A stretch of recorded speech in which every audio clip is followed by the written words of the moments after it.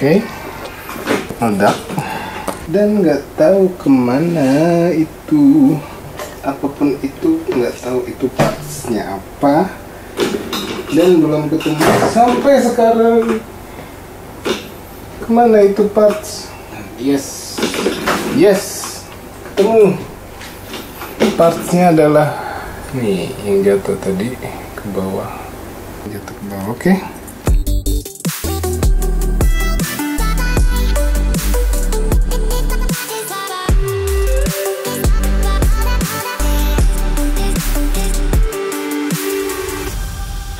Untung ketemu yang meledak tadi.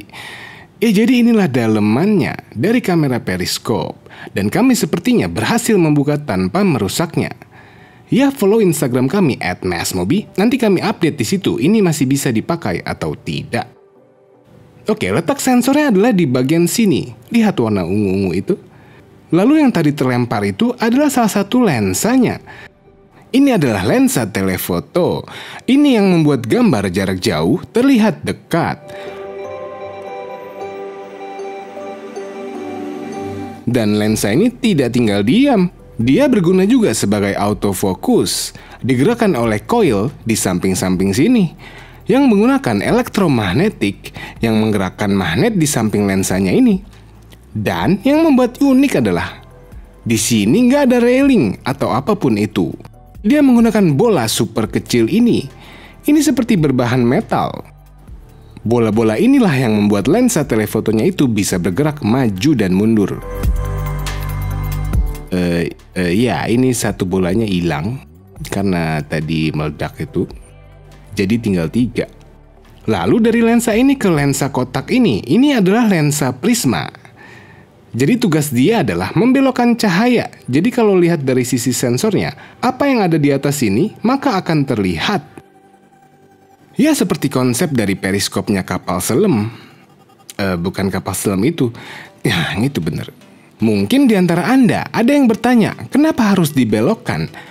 Kalau kita lihat, kalau tidak menggunakan lensa prisma, tebalnya segini. Yang membuat handphonenya pun harus lebih tebal dari ini. Makanya agar handphonenya tidak menjadi tebal, digunakan lensa prisma ini. Lalu, katanya kamera periskop itu ber-OIS. OIS-nya di mana? Ya, di lensa prismanya ini. Dia berfungsi juga sebagai Optical Image Stabilization atau OIS. Kalau kita lihat dari gerakan lambat. Woi, jangan jarinya dong yang dipukul. Kameranya dong. Nah, gitu. OIS-nya seperti tipe yang aktif. Dimaksud aktif adalah membutuhkan listrik, karena distabilkan oleh elektromagnetik juga, sama seperti mekanisme autofokusnya. Wah, gila ya teknologi ini. Itulah kenapa kami amat sangat ekstremis dengan yang berbau ini. Dan Realme menghadirkan kepada Anda dengan harga yang tidak mencapai 10 juta. 7,999,000 rupiah. Dan baru Realme ini yang meluncing smartphone baru berkamera periskop dengan harga semurah ini. Dengan harga segini, Anda bisa mengambil gambar sejauh ini tanpa ada pengurangan kualitas. Ya, kalau sudah 10 kali jatuhnya hybrid zoom. Gabungan optical 5 kali dan di crop 5 kali lebih kecil. Dan kami merasa kasihan dengan para pengguna iPhone, tidak bisa merasakan zoom sebaik ini. Padahal harganya berkali-kali lipat. Nah, sekarang Realme memiliki fitur Nightscape yang baru, versi 4. Bedanya ada Starry Mode. Ini bagi Anda yang suka foto-foto langit tengah malam, gelap gulita, Anda pasti suka ini. Karena secara otomatis menggunakan long exposure dengan total 4 menitan. Sayang karena masa pandemi ini, kami tidak naik gunung untuk mencari bintang.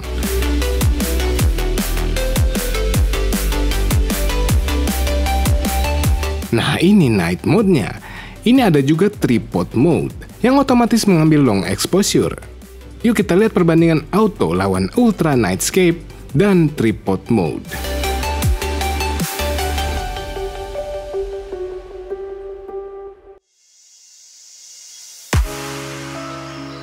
Dan bukan hanya ultra wide dan wide saja yang diberikan nightscape, tapi untuk ngezoom juga dikasih. Lihat ini perbedaannya.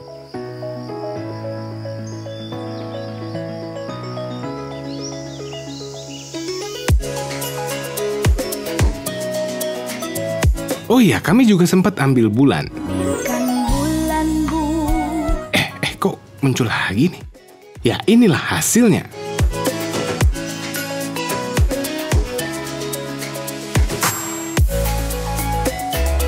Nah, sekarang videonya.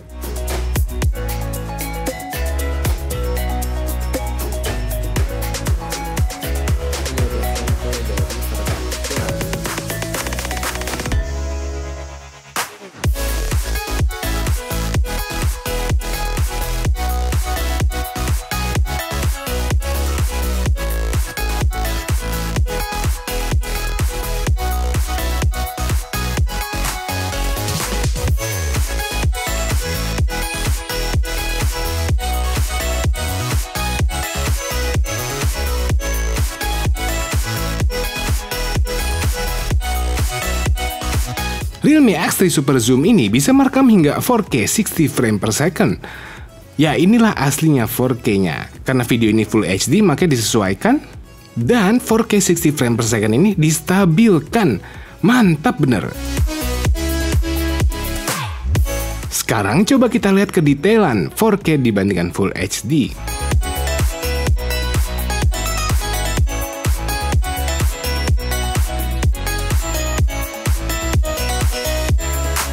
Oke, sekarang kita coba lihat slow motionnya. Slow motionnya bisa sampai 960 frame per second. Ini sampelnya.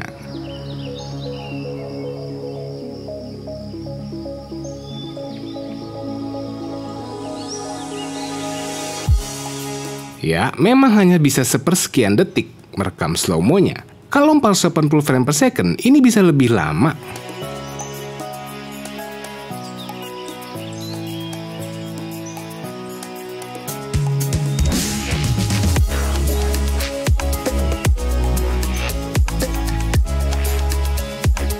Oke, next, ini adalah contoh video bokeh.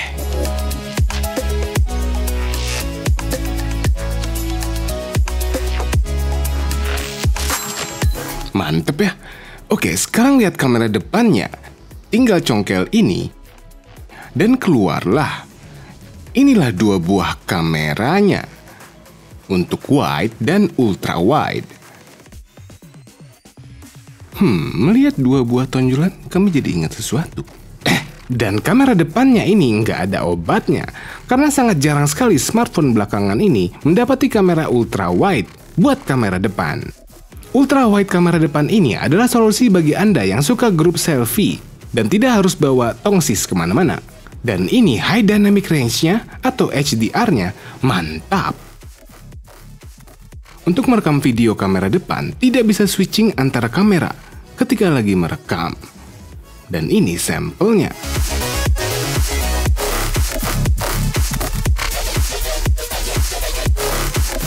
Oke, ini adalah contoh perekaman sambil jalan.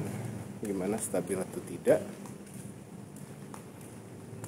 Dan coba dengan overexpose belakangnya. Ya, sekarang coba perekaman ultra wide. Kamera depan ultra wide ya. Ultra wide kamera depan.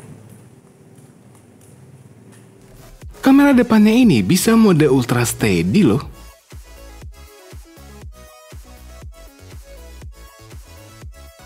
Dan bisa juga slow V atau slow motion selfie. Dan bisa live bokeh juga loh.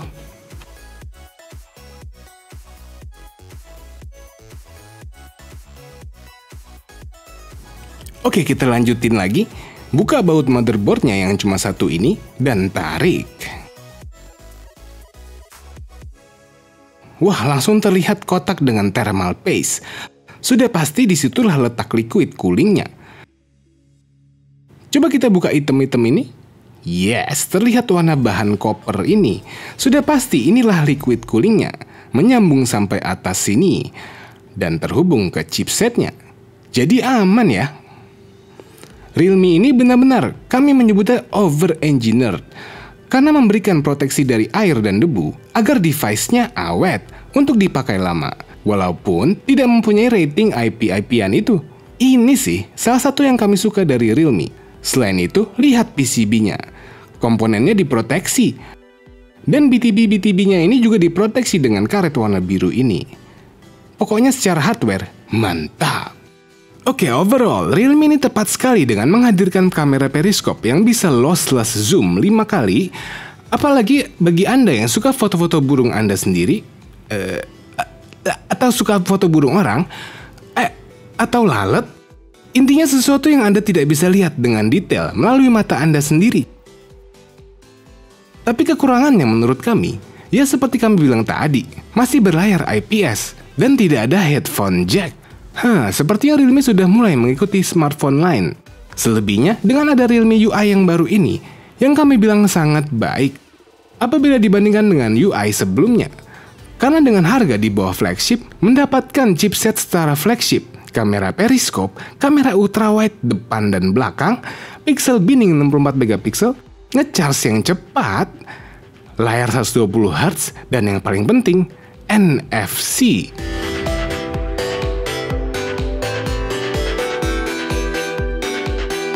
Oh iya, ada satu lagi yang menurut kami baik, adalah perpindahan antar lensa. Ini termasuk smooth banget loh. Periskop, wide, ultra wide, smooth banget. Memang Realme selalu worth untuk dibeli. Jadi, tunggu apa lagi? Mohon dukung kami dengan hanya menekan tombol like dan subscribe channel kami apabila belum. Otomobi TV dan Om Mobi, share ke teman-teman Anda. Sekian quick review-nya. Terima kasih telah menonton.